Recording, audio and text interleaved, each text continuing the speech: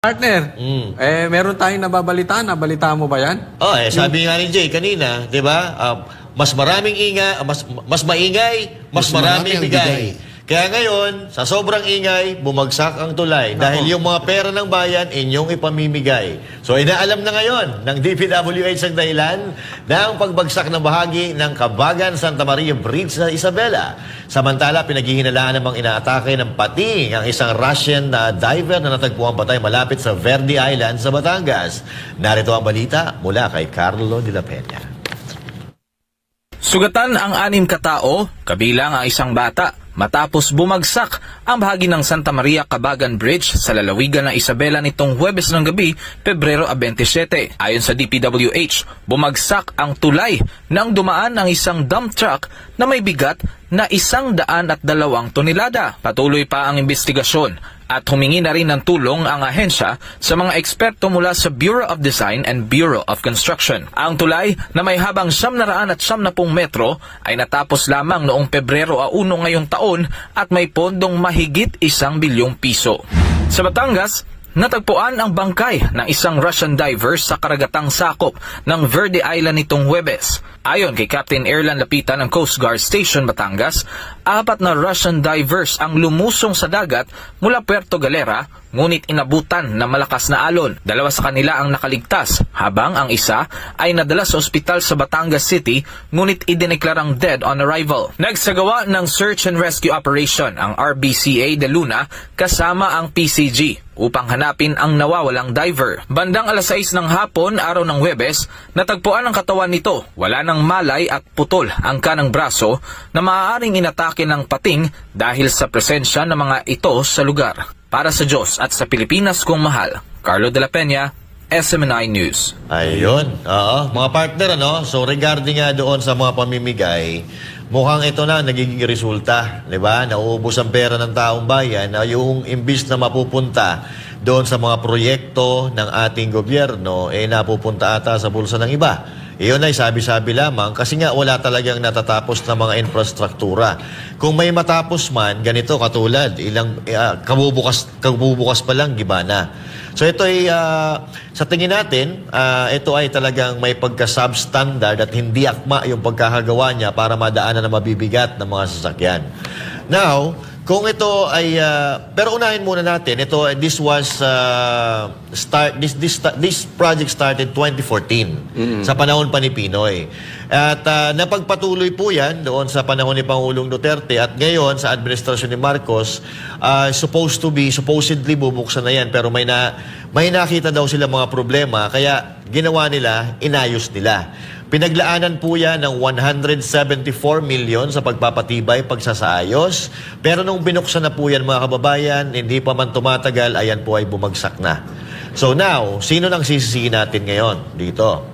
Dahil yung halos 1.2 billion na ginastos po dyan ay nauwi sa wala. No? So ngayon, ang problema natin, saan napunta? Yung dapat sana ay pagpapatibay dyan sa tulay na yan. Kasi kung pinatibay yan, mga kababayan, hindi po yan basta-basta magigiba. So dyan po, ito ay parang pamantayan ng pamumuno ng Marcos, medyo mahina. May pagkawik kasi po nagiba, no? So, patuloy po tayo magsalita mga kababayan regarding dito dahil pera po natin, pera ng sambayan ng Pilipino ginagastos dyan. Kung gagawa ka rin lang naman ng proyekto, ayusin mo na, ilagay mo sa ayos, patibayin mo na para mapakinabangan ng tao. Now, papunta naman tayo doon sa shark attack mga kapatid. No? Yung shark attack na yon, I think that's a bihira lang mangyari yan dito sa Pilipinas sa atin, sa mga pelikulang natin nakikita. Pero ganun pa man, kung kayo po ay magda-dive, mag-scuba diving, siguraduhin na kompleto po kayo sa mga gear. Kasi may nakikita ko dyan, nag-diving din ako dyan sa Batangas mga partner Nagda-diving tayo dyan, may nakikita tayo na nagda-diving, walang pantaas na suot. Kumbaga, dapat naka-scuba suit yan May nakikita tayo na ano pa man sa pinakailalim, nakapants lang, tapos wala sa ibabaw. Kasi yung mga wag po natin i-encourage yung mga laman dagat na tayo po ay atakihin. Kasi lalo na kung may sugat ka partner, balang sa kasi sugat, naamoy po nila yan. Baka may sugat ito at hindi nakakompleto ng gear, kaya baka kaya siya kinagat. So ingat-ingat po. Kasi ayun, iba-iba na talaga panahon ngayon. At siguro sa biodiversity din, nahihirapan, na-stress din yung mga pating dyan sa ilalim ng dagat. Kaya nangyayari ito. Ingat-ingat pa rin. Pero ang punto dito, yung tulay po na bumagsak, sino po ang sisisihin natin dyan, mga kababayan? Partner, ako sa tingin ko, hindi pating yung ano kasi ako, meron na tayong experience ng kaunti sa nangyayari ngayon sa Pilipinas. Palagay ko, buhaya. Ang kumagat. Buhaya ang kumagat. Kasi kalat na po ngayon ng buhaya. Ito'y panahon nila, kumbagat sa mga aswang lumalabas pagka full moon, di ba? Ayun. Siya sabi. Oo. Ngayon daw, Manananggal. naglabasan daw ang mga buhaya ngayong 2022. Ang dami. Mag-iingat po kayo sa mga kababayan natin dyan, lalo na yung mga galit sa adik, baka kainin kayo ng buhaya. Delikado. So, Full moon, lumalabas yung mga aswang full aswang. moon. Oo. Pagka yung mga buhaya naman, lumalabas pagka full budget. Oo. Tama? Or out of budget. Yeah. Dumadami Pero, sila. tapos ka na ba, Coach? Pero ang malupit dyan, hindi kaya tinamaan ng barko yan. Baka Ay, binangga ng baka barko naman yan, tayo, ha? Akala siguro flood control project. Oo, baka mamaya binangga ng barko yan. Kadalasan yan yung dinadahilan. Binangga ng barko, kaya nabutas. O dito naman sa tulay, baka mamaya, ano yan, binangga ng barko yan, kaya bumagsak. Oo, alam nyo, yung ano pabasahan natin? Kurap ang gobyerno, tapos dyan sa mga ganyang proyekto, dyan pinakamalaking mga kupitan na nangyayari. DPWH. Oo, dyan, ito kasi ako, construction worker ako Alam ko yung mga ganyang strategy, yung tipong pag-alis ng inspector, biglang naghihilahan na sila ng bakal. Oo, inuuwi nila sa kanila. Hindi, ano yun ang ginagawa, hindi inuwi. Ano? Ang ginagawa, di ba, halimbawa, may isang nabuhusan na. So, pagdating ng inspector, i-check niya yun kung kumpleto yung bakal. Bago buhusan yun, titignan kung ilang patong yung bakal, kung sakto ba dun sa sa plano. So, pagtingin nun, pag inaprubahan ng inspector yan, Alis na bubuhusan. Alis na yun. Etong mga kontraktor, biglang hila yan. Tapos ilalagay naman yung bakal na yun Sa kabila naman. Sa kabila naman. Pero yung kabila doon, Ay, daya. imbis na 4 ang patong, 5, magiging 3 o 2 na lang. Daya. So, mas tipid, di ba? Mas tipid sila. Kaya dyan nagkakaroon ng matinding kupitan.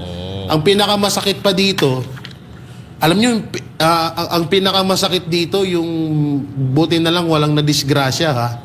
Ayun yung pinakamasakit dito, yung may madadamay pa sa pangungupit sa mga ganitong proyekto. At higit sa lahat, buti hindi natabunan yung pulis. Pero malaking disgrasya rin yan. Isipin Coach, mo. buti hindi natabunan yung pulis. Oo. Pulis sa ilalim ng tulay. Ay, wow. Joke pala yun. Joke yun. Masyado kayo seryoso. Tanong natin kay Attorney Claire, ano masasabi mo? Sinong kumagat dyan? Pating o buhaya? Kasi ito si Attorney Claire, ha? Maraming alam sa buhay. Alam nito lahat. Alam yan. Walang binatbat si Ernie Barong Ay, dito wala. kay Attorney. Apo yan ni Nostradamus. Oo, nakikita niya yung mga future, Sino ba yung manghuhula sa Pilipinas? Si Madam Auring yan. Madam Apo Auring. ni Madam Auring yan. May bago na ngayon Baldwin. Baldwin. Ano yan? Baldwin ba yan? Nakalimutan ko. Rudy Baldwin. Ay, hindi. May bago na. Talo Sino? na sila ngayon. Sino? Ito. Attorney Claire. Si Castro na. Ang bago mahuhula. Si Madam Castro na. Ito, puro hula naman ang pinagsasabi nito. Parang tanga no? Akala mo matalino dahil abogado. Pero sundan nyo yung mga sinasabi nito. Ha? Talo pa yung nag-aaral ng grade 2. Totoo Ang yan. galing, no? Hindi, ito, sorry, Coach. Sige. Nai-imagine ko, Master Judea, Coach Oli, balang araw, pag nagkaroon ng lineup ulit, ang ganda. Alam mo kung sino? Si Torre, si Trillanes, si Gadon, si Attorney Claire. Ayo. Sino pa? Sino pa yung mga epal yung mga congressman na mga Sama mo bida-bida? na si De Lima. Si De Lima. Biruin mo, makakabuo ng lineup na matindi si si Marcos. Ano tatakbuhin Lahat may sapak. Grabe ka naman. Ang harsh mo naman. Lahat siyang galit sa... Lahat. Galit siya kay Duterte. Lahat siyang galit sa Duterte. Pero takot silang tanungin kung addict si Marcos o hindi. Yeah, may common denomination. Common denomination. Senatorial candidate, no? For lahat may mga saltik. Ay, speaking of senatorial candidates, meron sinabi si BBM na yung kanyang mga kandidato ay walang bahid ng dugo. Obviously, pinaparinggan ni BBM siyempre, ang mga Duterte. Pero alam mo, BBM, parang hindi maganda yung sinabi mo dahil alam mo, may mga pulis na namatay dahil dyan sa drug war na yan. Yes. Sila ay napatay ng mga adik na rapist, adik na magnanakaw, adik na pumapatay ng tao, tapos namatay yung mga pulis. Yeah. So instead na pinapasalamatan natin yung pamilya ng pulis, parang iniinsulto nilalait ni Marcos na hindi maganda yon kasi alam mo Marcos, may dumanak na dugo ng mga pulis. Tatandaan natin, itong mga pulis na ito ay hindi lang ito namatay. Parang pinatay na nila yung kamag-anak, ang mga pamilya nito dahil may sinusuportahan to So, wag po natin masyadong Marcos idiin ng ganyan kasi nakakasakit yan doon sa mga pamilya ng mga pulis na nagsilbi, inalay yung kanilang buhay para masolusyonan itong problema natin sa droga. Tapos here you are, papasok-pasok ka lang dyan na wala ka namang nagawa pa sa droga, na meron ka pang duda ang taong bayan sa droga mo, tapos iinsultuhin mo yung nag-alay ng buhay nila para masugpo ang droga. Yes. Huwag ganun, President Marcos. Kawawa naman yung pamilya. Ano sinabi niya? Ano sinabi? Yeah, Noong panahon daw ni Pangulong Duterte, dumanak ang dugo ng mga Pilipino dahil sa war on drugs. Saka yung kandidato niya, walang bahid na. Walang bahid na gano'n. bahid. So parang lumalabas nga talaga ay insulto sa mga kapulisan. Tsaka ito, unang-una, addict kasi. Addict siguro kasi. Kaya kaya parang galit sa ganon, galit sa mga war on drugs. Tsaka ito isipin nyo na lang kung bakit wala siyang respeto sa mga kapulisan. Yung ginawa nila sa KOJC, kahihiyan na sa kapulisan yun. Yes. Biruin nyo, sa kasaysayan ng Pilipinas, isang relihiyon papasukan ng halos 6,000 pulis. So doon pa lang malaking kahihiyan na yun sa mga kapulisan natin. Doon pa lang, sinimulan na ni Marcos Jr. na ipahiya ang mga kapulisan. Napahiyain ng mga kapulisan. Hindi, nga yung masakit na ginawan ng maganda or pinaganda ni PRRD ang imahe ng mga kapulisan sa buong Pilipinas. At hindi lang diba? At talagang iningkrisan pa ng sahod, dinoble ang sahod. Minahal ni PRRD yung mga kasulanduhan, mga army at mga kapulisan. Tapos pagdating kay Marcos, ipapahiya niya ng ganyan. Kahihiyan po yan sa kanila kasi isipin nyo maigi. Yung mga NPA nga, hindi nila masugod ng ganyan sila karami. Tapos yung isang relihiyon na nananahimik lang, na wala namang ginagawa, nagdarasal lang yung mga tao doon, papupuntahan mo ng mga pulis na halos 6,000 na naka-full battle gear. Ang masama pa dito, pinagmukhang pangtanga ni Marcos yung mga Pilipino na nagsalita siya na wala daw barel, wala daw pananakit na nangyari. Ano yung mga video na ipinapakita namin ng mga panahon na yun? Tumpukan yung baril dyan. So yan yung sinasabi ko na dyan pa lang sa ginawa sa KOJC ay pinahiya na at ibinaba na ni Marcos Jr. ang mga dangal ng mga kapulisan. Dagdagan natin yan, Jay. Ginawa pang rallyista. Yan pa isa. Pinuutan ng pula, tapos dyan kayo. Mag-rally kayo.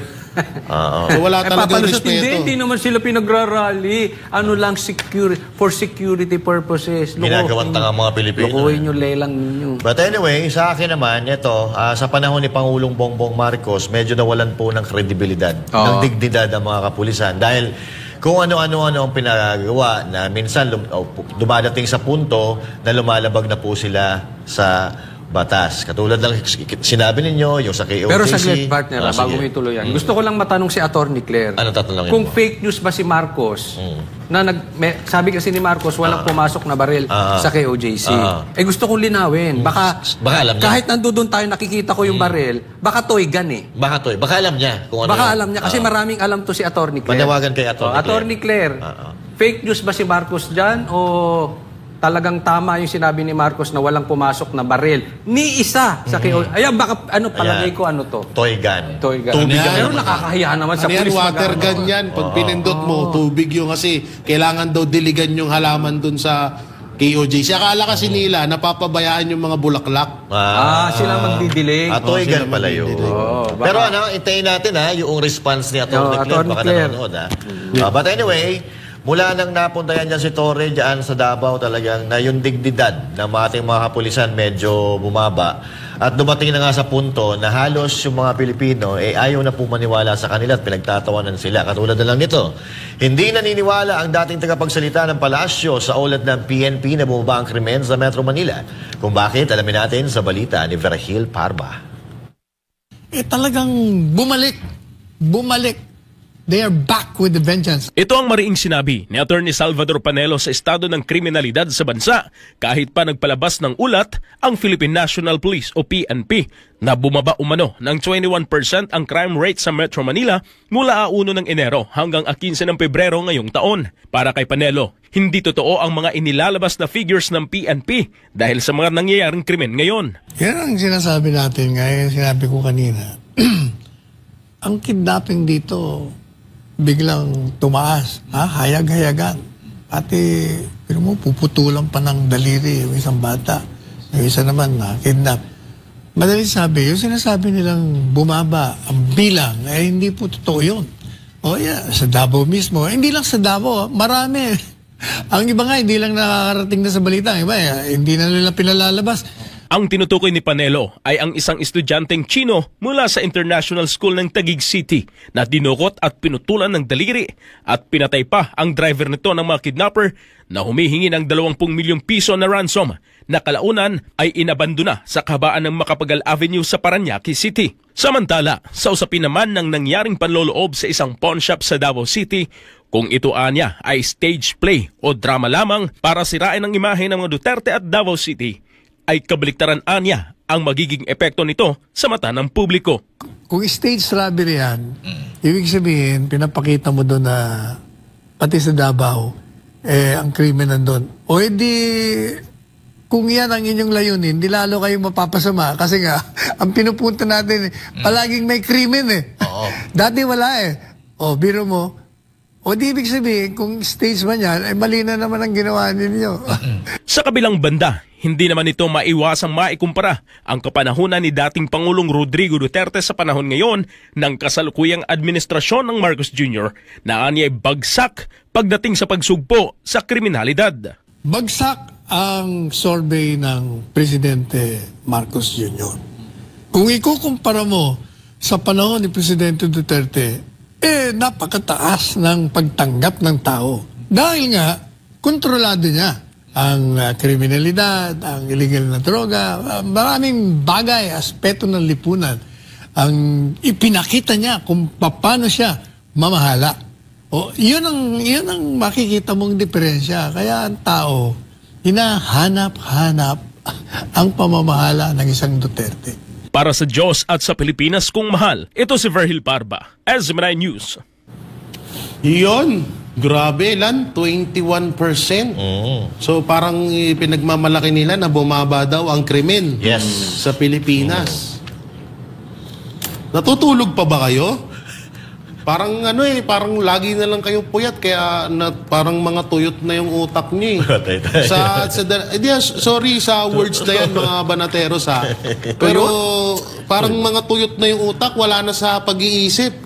Isipin nyo maigi, maya't maya ang balita ng may mga alangan naman AI yun, hindi naman siguro AI yun na may mga na nare-rape ng mga estudyante, may mga adik na pinapatay yung pamilya nila, may mga pang-hold up sa Maynila, may pangaagaw sa mga motor, yung mga batang nawawala na dinudukot ng mga kaninang umaga, nakita ko isang lalaki, hinablot na yung bata. Buti nakatakbo. So araw-araw ho namin nakikita yan sa sa mga balita tsaka sa balita ng mga sa Facebook, sa mga video, pero sa mainstream media hindi At dito lang sa SMNI, dito lang din namin napapanood yung mga krimen na nangyayari sa Pilipinas, lalong-lalo na dito sa Maynila. Anak ng teteng, yung shabu nga 150, meron ka na daw mabibili. Tapos sasabihin nyo, bumaba ang krimen sa Pilipinas. Kaya ko nga nasabi yun na natutulog ba kayo?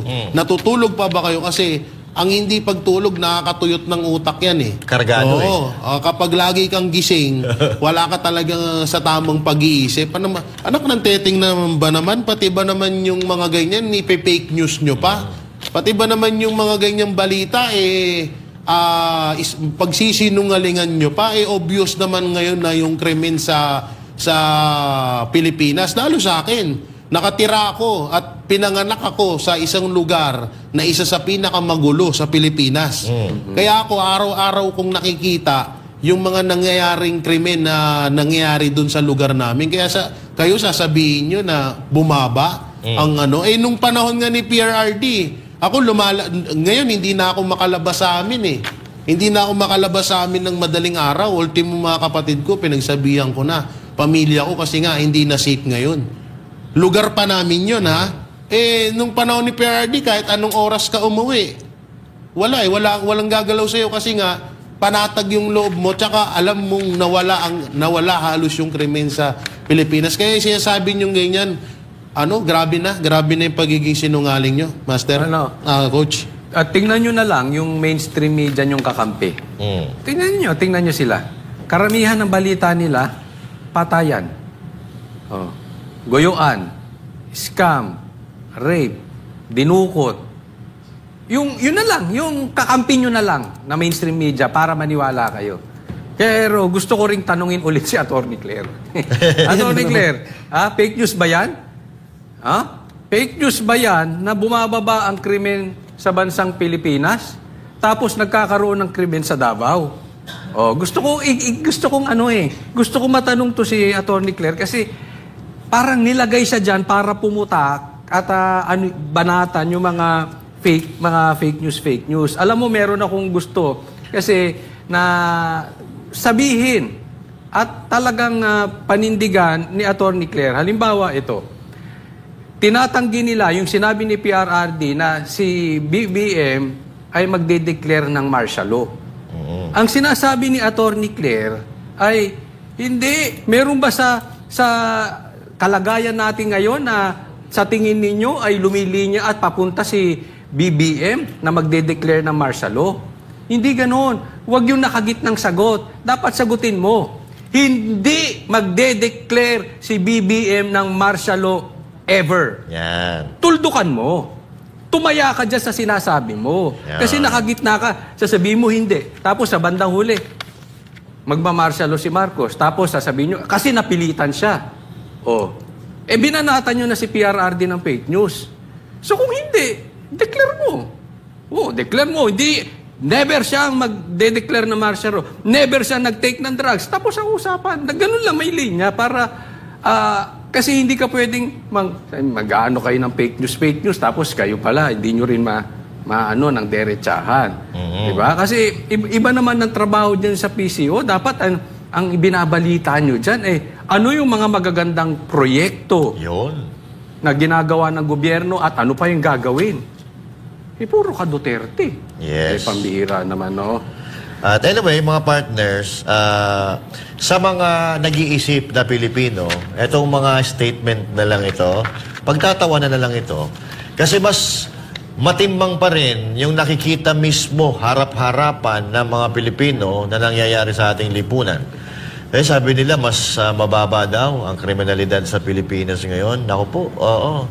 Hindi ba kayo kinikilabutan dyan sa mga sinasabi nyo? Alam nyo, yung katawan nga ng mga tao ngayon, dito sa Metro Manila, nilalagay na lang sa maleta.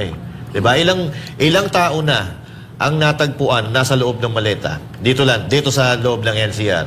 Tapos sasabihin nyo, bumaba ang krimen. Tama yung sinasabi ni Panelo Manood ka ng balita, mag-browse ka sa social media, doon mo makikita kung ano talaga ang lagay ng ating bansa.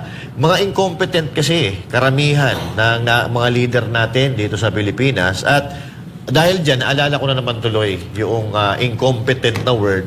Naalala ko yung sinabi ni Atty. Claire Castro. Ang sabi ni Atty. Claire Castro, inefficient si Basti Duterte kasi dumami daw ang droga sa Davao. Papaano hindi dadami yung droga sa Davao? Nag-declare ng war on drugs si Basti Duterte, galit na galit yung amo mong si Marcos at gusto pang suspindihin si Basti Duterte at pinagtatanggal yung mga pulis na nagpatupad ng war on drugs o nanguhuli sa mga droga. Tapos ngayon, yung may nahuling droga dyan, galit na galit kayo. Pero kasalanan ng amo mo kung bakit nagkakaganon. Di ba? So, ibig sabihin mga kapatid, nagbabanggaan po ang mga sinasabi nito mga ito. Papalitan nyo yung mga pulis na matitino, tapos magre-reklamo kayo kung mayroong drogang nakakapasok. Anong ibig sabihin na? Baka mga tanim-tanim nyo yan. Diyan, di ba? So, malabo yan, Claire. Oo, yung mga sinasabi mo, Claire. At hindi ko alam, attorney, parang vlogger lang to. Parang kung mag-isip partner, parang hindi abogado. Sinadya yan. Sinadya ni Marcos yan na yan ang corner. Di drog ka ngayon. Puro Claire yan. Kami ang boses ng masa, hindi natatakot. Katotohanan lang, di kami nalulunod. Walang bahid ng sismis, lahat ay totoo. Kahit sino ka pa, pag mali ka babanatan ka. Walang pinipili kulay, wala kaming kinikilingan. Basta para sa bayan, kami lalaban. Pagdama palakpakan, pag mali banatan. Di matitinag, di matatakot, para sa bayan tuloy ang sigaw. Sa harap ng kamera, walang halong takot. Mga baluktot, lahat kayo'y tutumba. Ang hustisya at totoo, yun lang ang mahalaga. Kahit sinong harang, di kami matitinag. Walang pinipiling kulay, wala kaming kinikilingan. Basta para sa bayan, kami lalaban. Pagtama palakpakan, pag mali banatan. Di matitinag, di matatakot, para sa bayan tuloy ang sigaw. Kung nasa tama ka, ikaw ay aming kasama. Pero pag mali ka, handa ka na bang mabasag? Banateros kami, walang inuunan. Dahil bayan muna, bago ang sarili.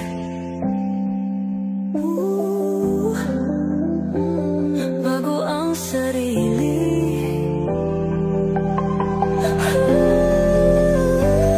Pagtama palakpakan, pag mali banatan.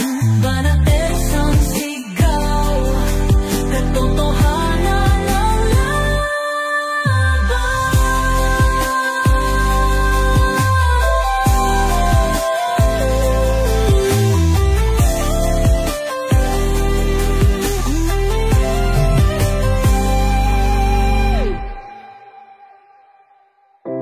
Sa harap ng kamera, walang halong takot.